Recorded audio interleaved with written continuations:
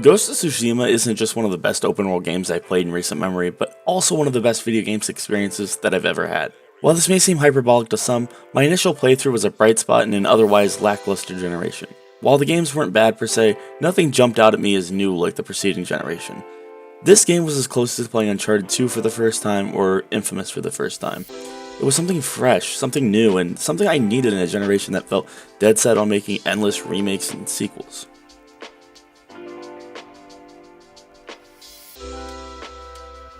Sucker Punch's latest release tells a story that centers around honor and what it means on a personal level.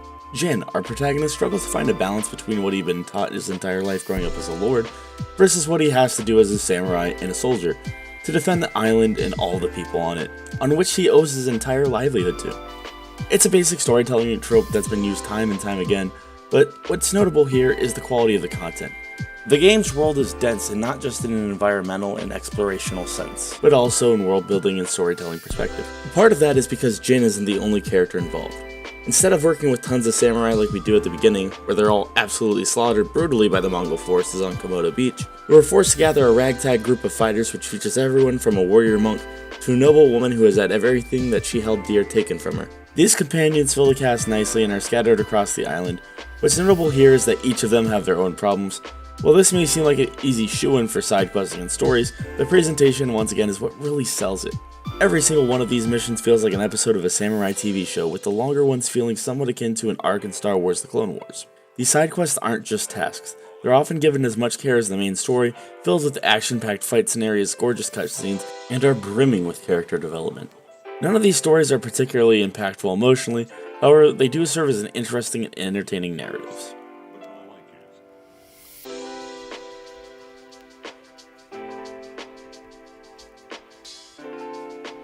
Ghost of Tsushima's gameplay is absolutely stellar. The way the game eases you into its mechanics by constantly giving you new tools that are distinct yet familiar from what you have used before is a perfect example of progression in game design. For example, the game gives you a kunai as one of the selected ghost weapons, which I'll expound on later. That weapon can be swapped out for a smoke bomb, both of which require no targeting but affect nearby enemies. Additionally, the game has typical RPG elements such as skill trees, upgrading weapons, and inventory via gaining experience and in-world material. While expanding your inventory isn't all that exciting, improving your weapons and buying gear is incredibly useful and impactful. These RPG systems all support an exceptional combat system, and they play into each other very well. The game's combat is based around Jin having two skill sets.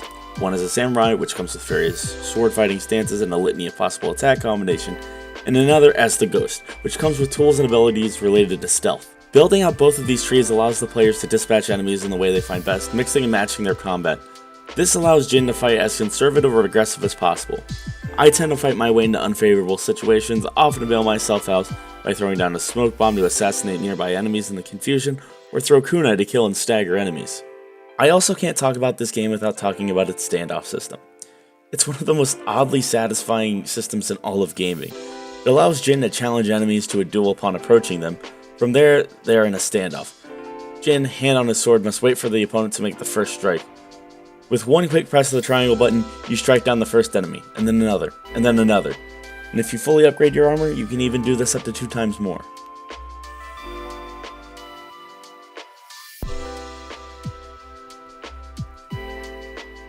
In case you haven't noticed, Ghost of Tsushima is one of the most beautiful games in existence. The world itself is just chock full of things to explore and places to go. Everywhere you go, there are environmental clues, mechanics that encourage you and reward you for exploration.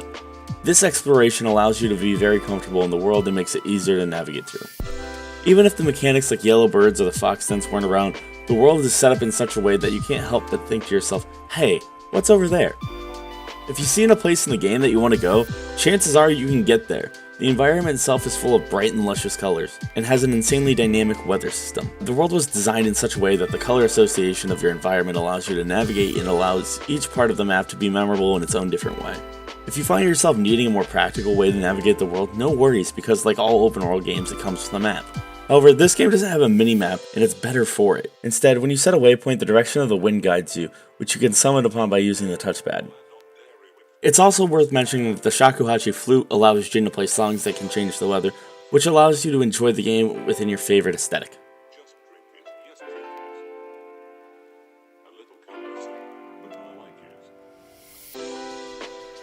Ghost of Tsushima was an unforgettable experience, from the absolutely stunning visuals to the utterly stellar combat to the captivating narrative about Jin Sakai and his quest for honor.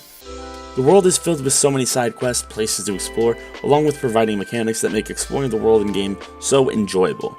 The game's superb combat in coalition with wonderful RPG mechanics allows the game's systems to really flourish. The team at Sucker Punch did a fantastic job of creating player agency. The players get to decide how samurai and ninja like Jin is in these situations, which is beneficial for both the world that they interact in and just for having fun. The more options that a player has to solve a problem, the better. Overall, this game was an amazing experience that I'll cherish for years to come. Overall, I give this game a 9 out of 10. Hey everyone, it's Charlie Savage. Thank you guys so much for watching my Ghost of Tsushima review. If you guys enjoyed, hit that like and that subscribe. Be sure to hit that notification bell as well as to keep updated on all my latest YouTube uploads. And if you haven't done so already, be sure to check out my Star Wars podcast. We do it Friday live at 9 p.m. on twitch.tv/savagegaming. That's twitch.tv/SAVIDGEGAMING. And we also have merch that's available on redbubble.com. Link to that in the description below, and I'll see you guys later. Thank you so much for watching.